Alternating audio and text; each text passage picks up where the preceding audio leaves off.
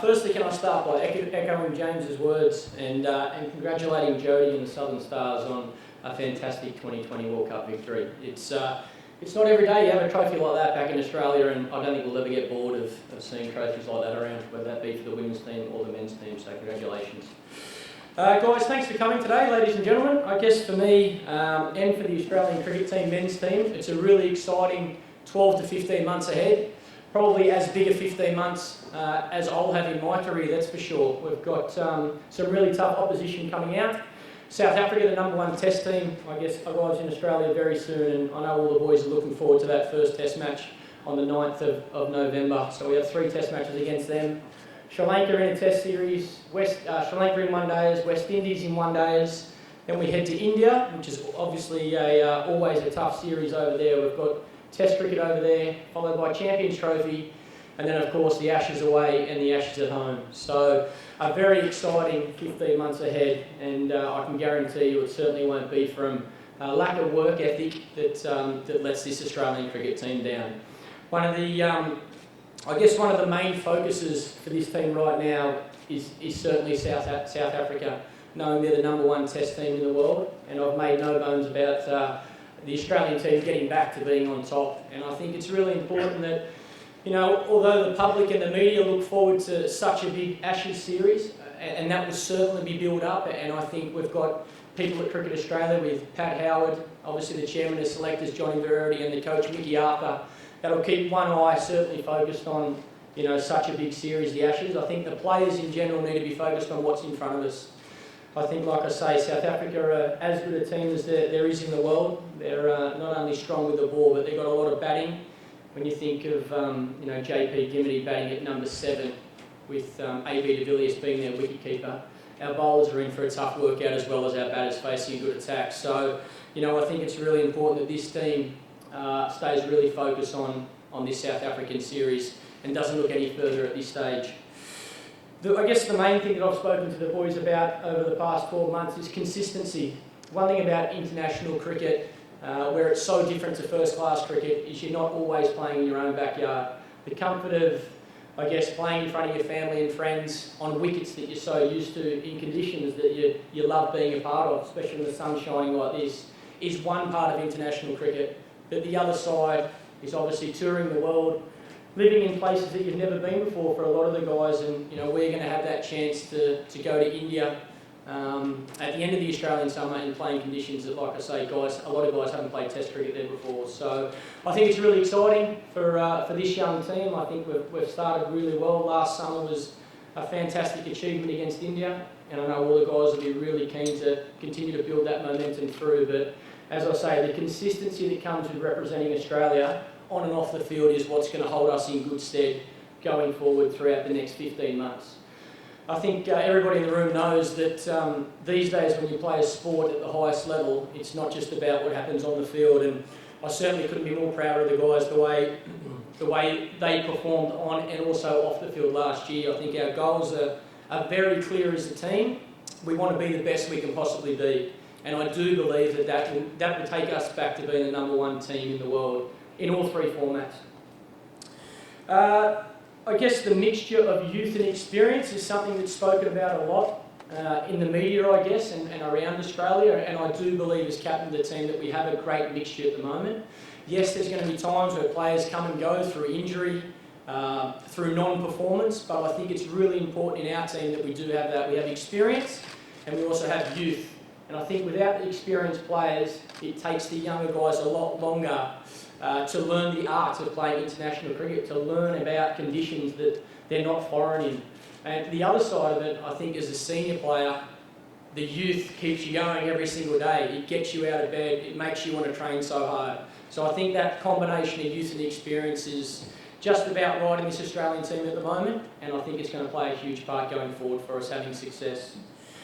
Culture is something that's been spoken about of late in the media from both Mickey and myself.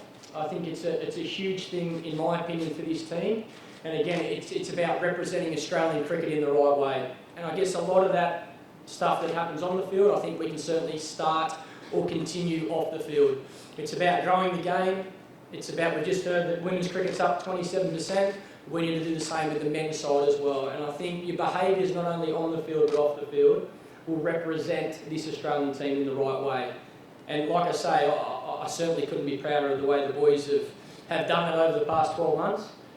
And I guess through my career over the last 10 years, I think the Australian team has always played the game in the right spirit, hard but fair. But I think we've always respected the fact that what comes with representing Australia is also what you do off the field and making sure you're living your life in the right way. After playing, I guess, a couple of first-class games this season and a couple of club games on the weekend, I think it's really important that we continue to build the depth in first-class cricket and the guys playing for their states continue to have success. There's no doubt that, unfortunately, in this game, you're not always at the top of your sport and injuries occur. So there's going to be opportunities through the next 12 to 15 months for guys to get an opportunity. And what we want in this team is guys to be performing at state level so they can walk straight into the Australian team, be full of confidence and hopefully perform. And again, this is where I think the experienced players will play a big part as mentors in helping these young guys come through, which again is already happening in this Australian team. To me, another topic I guess that I've spoken to Mickey Arthur about recently and we'll continue to talk about, one of our core goals and values in this team is learning about the history of our game, respecting and learning about the people that have come before us that have played in this Australian team. And what I'd love to do throughout this summer is invite some past players back into our change room. I think it's a really good opportunity for the young guys that don't know a lot of the past players or haven't had the opportunity to meet a lot of the past players, to learn about the game back in their day. I would love to see at least one, maybe two past players from each state. When we play a test match in Perth, then we'll get a couple of WA players. When we play a test match in Sydney, we'll get a couple of past Sydney boys into the change room and hopefully be around the team throughout the test match. I think it's, we've said for a long time that we hold our change room so sacred as the Australian cricket team, and I do believe we do that. It is a very special place, and I think you need to earn the right to walk into that dressing room. Well, in my opinion, the past players who have played for Australia should never feel uncomfortable about coming back into that change room. They've earned the right, they've earned the respect, and for everybody in the Australian team, I'm sure they would love to spend some time with so many of the great past players. So I think it's a really good opportunity for the Australian guys to spend some time with the past players. Again, like I said, I think it's really important that every Australian player understands the value of giving back to the game and obviously leaving the game in a better place than when you come in.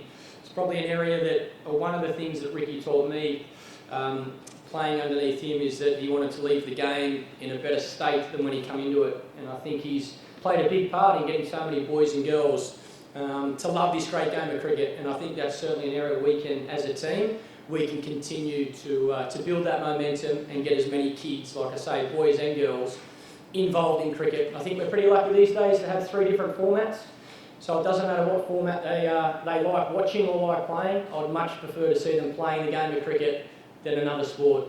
No disrespect to any other sports. I guess the other the thing that sticks in my mind growing up as a kid, and being a young Australian, I've probably seen a little bit of it yesterday at Pratton Park playing for Western Suburbs, is you take for granted when you live in this bubble of playing cricket for Australia that you think that is your whole life, and you forget that signing a kid's autograph or meeting a 10-year-old girl, a 10-year-old boy, the impact that can have on them choosing to play this great game of cricket. And I think there's probably something I seen yesterday, you don't really realise at the time how much impact that has, but I think this team again throughout the summer went out of their way to try and help sign autographs for kids, have photos with kids, whether it was during the game, during the lunch break, on the field. I think that's an area that I want to continue to focus on with this team and make sure that, like I say, we're getting as many boys and girls playing this great game as possible. I think the media plays a huge part. Obviously, performance is the key for this team. We need to be performing well. We all understand and respect the side that if you're not performing well, there's going to be criticism in the media. That's a given with what we do. But I see it as an opportunity for the media this summer to build some of these very talented young players into superstars. I think the rugby league have done it really well throughout the winter with players such as Ben Barber. I think we've seen him grow as a player, and I think we've seen the media really build him up, and he had a fantastic season. I see the same opportunity for young Australian players now and guys playing state cricket. You get an opportunity, whether it be through the Big Bash or through your state contracts, to play at the highest level. And then I believe this is a great chance for the media to also take these guys under their wing and build them up and tell some stories. And I know the players are looking forward to not only performing well, like I say, but allowing the public to learn about that player rather than just seeing him as only a cricketer. I guess last but not least for me, I want to thank everyone for their time today, for coming. I think the support that we've had from the Australian public over the last 12 months has been exceptional. The players do respect it. The commentators play a huge part of that. Every time we play cricket, it's someone's opinion that dictates, whether the public's going to like a certain player or not. And I think that the commentators we've had from both Channel 9 and Foxtel, whether it be Big Bash or Test and one-day cricket, I think has been outstanding, and I really hope that continues. Enjoy the rest of your day. Thank you.